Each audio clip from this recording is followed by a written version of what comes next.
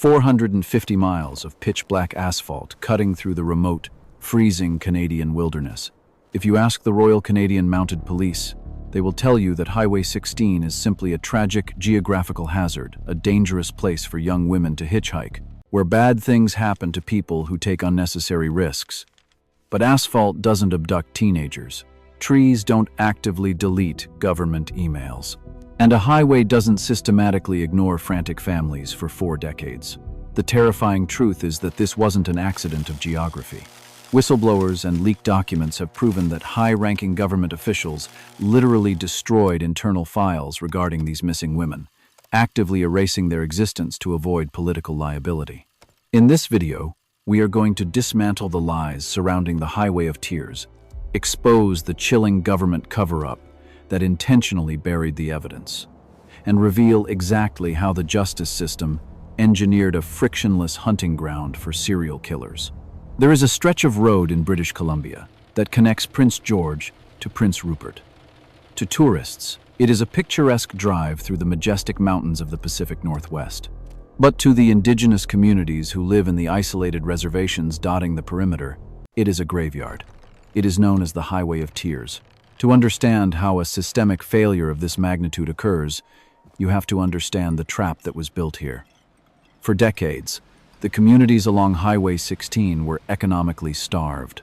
There was no public transportation. If you needed to go to the doctor, if you needed to go to school, if you wanted to visit family in the next town over, you had exactly one option. You walked to the edge of the dense, oppressive tree line, stuck out your thumb, and prayed that the person pulling over wasn't a monster. The government knew this. The RCMP knew this. They knew that thousands of vulnerable, predominantly Indigenous women and girls were being forced into the passenger seats of transient loggers, truckers, and drifters every single day just to survive. And when those women started vanishing, the authorities did absolutely nothing. The disappearances didn't start recently. They trace back to the late 1960s. Young women, some as young as 12 years old, would leave their homes to run a simple errand and simply evaporate into the fog. Months later, their remains would be found in shallow graves, discarded in ravines, or left exposed on logging roads. When a person goes missing, the first 48 hours are critical. You establish a timeline, you pull surveillance, you interview witnesses, and you grid search the last known location. But when Indigenous girls vanished from Highway 16, the RCMP's standard operating procedure was a masterclass in bureaucratic apathy. Families calling in a panic to report their daughters missing were routinely dismissed. They were told that the girls were probably just out partying, or that they had simply run away to the big city. In one of the most chilling early anomalies of these cases, families of the missing would frequently organize their own search parties because law enforcement refused to allocate resources. The families would hike through the dense, bear-populated woods themselves. When they inevitably found items of clothing, a shoe, a torn jacket, belongings explicitly tied to the missing girls, they would turn them over to the local detachments. And then, inexplicably, that evidence would sit in unmonitored lockers. It wouldn't be tested. It wouldn't be cataloged for a broader serial killer profile. In some infuriating instances, critical pieces of physical evidence simply disappeared from the evidence rooms entirely. How does a police department lose the bloody clothing of a murdered teenager? You don't lose it. You ignore it until it becomes a liability, and then you discard it. For years, the official stance of the authorities was that these disappearances were isolated incidents. They refused to acknowledge the blindingly obvious reality that a serial killer, or more accurately, multiple serial killers were operating simultaneously along the same highway. To admit that would require funding. It would require a massive, highly publicized task force. It would require admitting that they had allowed predators to operate with absolute impunity in their jurisdiction. It wasn't until 2005, almost 40 years after the first bodies started dropping, that the RCMP finally bowed to overwhelming public pressure and launched Project E-Pana, a task force dedicated to investigating the disappearances. But Project E-Pana wasn't designed to find the truth. It was a PR stunt designed to artificially cap the outrage. The task force established incredibly strict, arbitrary criteria for a victim to be included on their official list. The victim had to be female.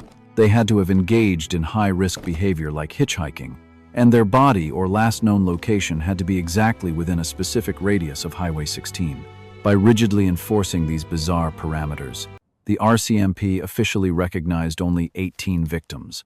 Local activists, Indigenous leaders, and human rights organizations who didn't have a political agenda to protect compiled their own data. Their number? Over 40 women dead or missing. By manipulating the data, the RCMP literally erased more than 24 victims from the official narrative. They sanitized the statistics to make the bloodbath look like a manageable anomaly. But the negligence doesn't stop at manipulated statistics.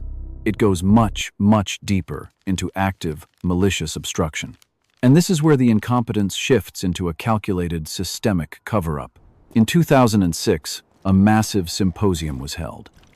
Community leaders practically begged the provincial government for one simple, low-cost solution: a shuttle bus, a subsidized transit system along Highway 16 so that women wouldn't be forced to hitchhike. The cost of this program would have been a drop in the bucket of the provincial budget. The government refused. They claimed the funding simply wasn't there. For years, they sat on their hands, saving pennies while the body count continued to climb. Fast forward to 2015. The public is furious. The media is finally starting to ask aggressive questions about why the government is still refusing to implement basic safety measures for Indigenous communities. Freedom of information requests are filed by journalists, demanding the internal communications from the Ministry of Transportation regarding the Highway of Tears. The public has a legal right to see exactly why the government is letting these women die.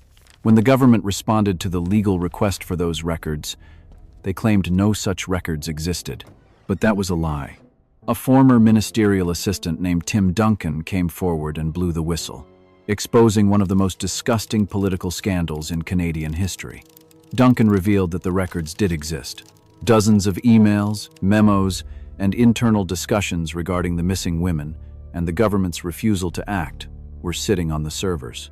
But when the Freedom of Information request came in, Duncan's boss, a high-ranking government staffer, ordered him to delete the emails.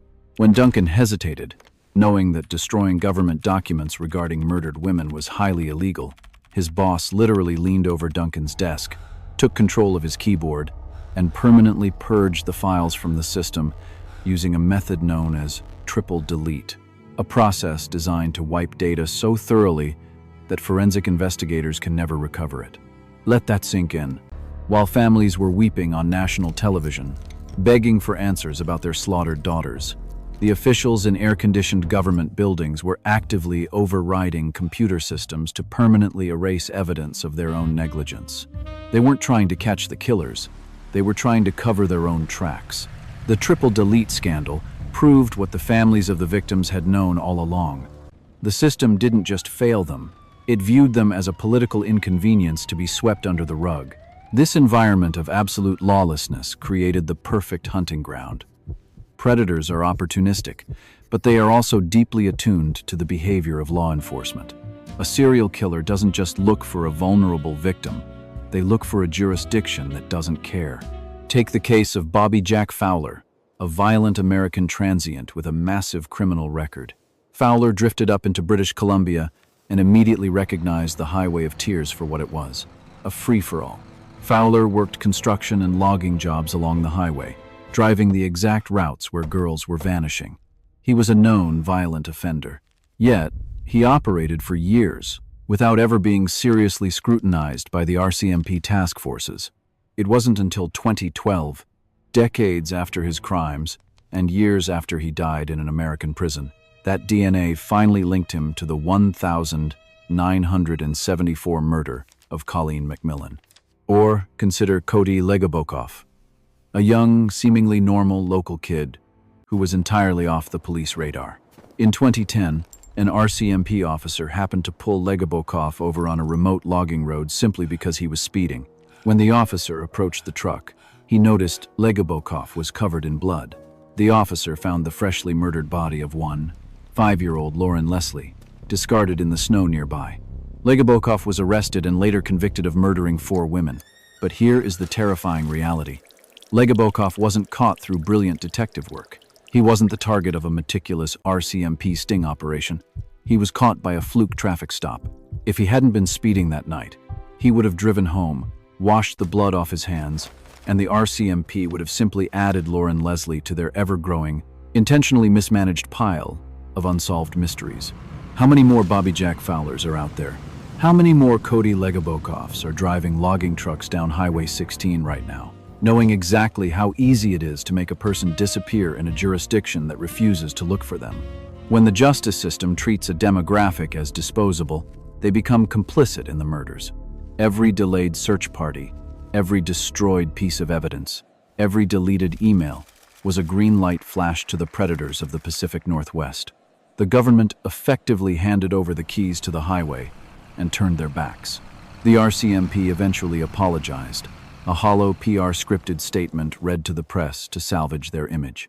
The government finally funded a meager shuttle bus service decades too late, after the blood of dozens of women had permanently stained the asphalt of Highway 16. But an apology doesn't undelete files. A shuttle bus doesn't bring back the girls who froze to death in the wilderness because the police wouldn't pick up the phone. The Highway of Tears is not a tragedy of geography. It is a monument to institutional racism, profound police corruption, and the terrifying reality that the people sworn to protect you will actively burn the evidence if it saves their own careers. If you thought the RCMP's handling of Highway 16 was a catastrophic failure of justice, wait until you hear how a billionaire bought his way out of a double homicide. Click the video on your screen to see the case they tried to bury.